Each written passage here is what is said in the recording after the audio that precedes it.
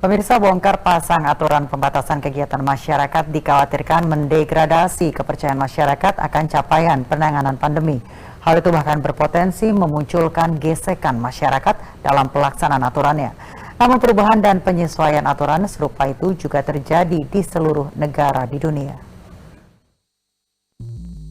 Selama lebih dari 21 bulan Indonesia memasuki masa pandemi, tidak sedikit aturan yang menjadi instrumen penegakan aturan kegiatan masyarakat sudah diterbitkan. Instrumen tersebut secara berkala dievaluasi untuk kemudian dilengkapi sesuai dengan kondisi yang berbeda di setiap daerah.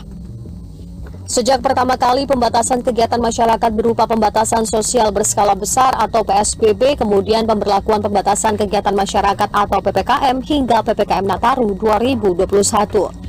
Pengaturan kegiatan masyarakat itu sendiri dituangkan ke dalam perangkat hukum, yakni Instruksi Menteri Dalam Negeri atau Imendagri. Kini memasuki penghujung tahun 2021, pemerintah kembali membunyikan peringatan siaga lonjakan kasus COVID-19.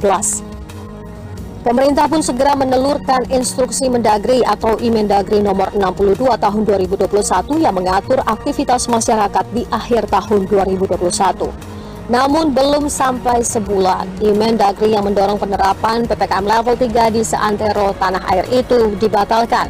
Aturan itu pun segera diinstruksikan dengan Imendagri nomor 66 tahun 2021. Bongkar pasang instrumen hukum itu pun tak pelak menuai banyak perhatian yang berujung pada keraguan dan kebingungan masyarakat. Meminjam istilah sosiolog Universitas Nasional Sigit Rohadi, bahwa pemerintah sedang gamang. Apakah karena pemerintah ragu dengan datanya sendiri atau ragu akan kemampuannya? Pada kesempatan wawancara virtual, Sigit bahkan mengingatkan kegamangan pemerintah itu dapat menurunkan kepercayaan masyarakat akan kinerja pemerintah dalam menangani pandemi. Pemerintah, tegas Sigit, seharusnya menunjukkan sikap tegas agar masyarakat bisa dipersiapkan dengan lebih memadai. Kalau gamang gitu ya, maju mundur, kayak nari poco-poco, itu yang saya lihat tarik-menarik kepentingan antara pebisnis dan pejabat serta menurunnya kepercayaan masyarakat kepada pemerintah. Di tahun 2021 ini saja, setidaknya ada 5 Imendagri diterbitkan guna menghadapi masa pandemi COVID-19. Mulai dari Imendagri PPKM level 3 Nataru, Imendagri 64 tentang mempercepat vaksinasi, Imendagri 17 tentang PPKM skala mikro, dan terakhir Imendagri 66 pengganti Imendagri 62 yang menangani masa libur Natal dan Tahun Baru 2022.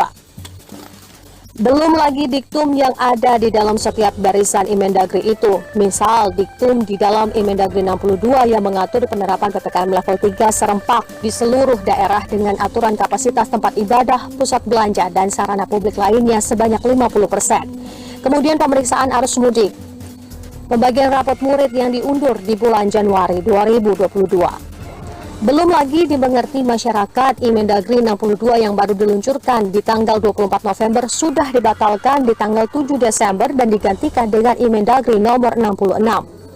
Sejumlah diktum di dalamnya pun banyak yang digugurkan, misalnya kapasitas ruang publik seperti mal yang menjadi 75%. Masyarakat tidak lagi mendapat penyekatan di perjalanan, serta pembagian rapot anak didik yang dikembalikan sesuai kalender kurikulum.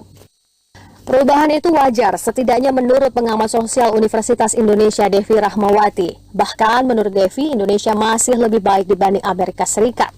Diketahui Indonesia mencatat jumlah kasus mencapai 4,2 juta, sedangkan negeri Paman Sam pernah menembus angka 50 juta kasus. Yang dapat berubah-ubah sesuai dengan kondisi real di lapangan. Oleh karenanya bukan hal yang keliru, bukan hal yang juga salah ketika pemerintah selalu melakukan penyesuaian kebijakan. Meski demikian, Ketua Bidang Penanganan Kesehatan Satgas COVID-19 Alexander Kalaga Ginting turut mengatakan Imendagri 66 memang meminta masyarakat agar memutuskan sendiri untuk tidak berpergian jika tidak memungkinkan. Terlebih dengan bermunculannya varian baru dan potensi membahayakan yang bisa terjadi kepada siapa saja. Kalaupun misalnya varian baru itu masuk ke Indonesia, tetap bisa kita isolasi. Jadi kira-kira itulah persiapan yang harus kita siapkan dan kita sosialisasikan dan menempatkan masyarakat bukan sebagai objek, tapi masyarakat itu sebagai subjek. Jadi masyarakat itu adalah bagian dari pengendalian itu sendiri. Pandemi di Indonesia tidak terlepas dengan pandemi yang muncul di negara lain. Karenanya lonjakan kasus di luar negeri harus menjadi peringatan bagi masyarakat. Terutama dengan varian Omikron yang telah menyebar di 75 negara dan sudah terjadi penularan lokal di 11 negara termasuk Singapura, negara di depan pintu masuk Indonesia. Tim Liputan.